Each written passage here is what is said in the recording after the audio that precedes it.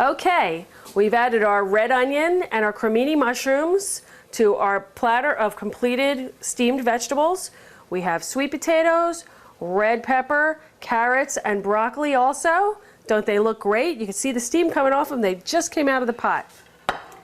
Next, we're going to add our miso, which I've diced. Excuse me, our tofu, which I've diced. I'm going to put it right in.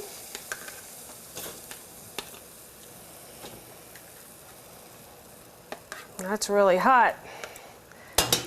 And our soybeans, which, as you know, soybeans are the tofu is a byproduct of soybean. From soybean comes tofu.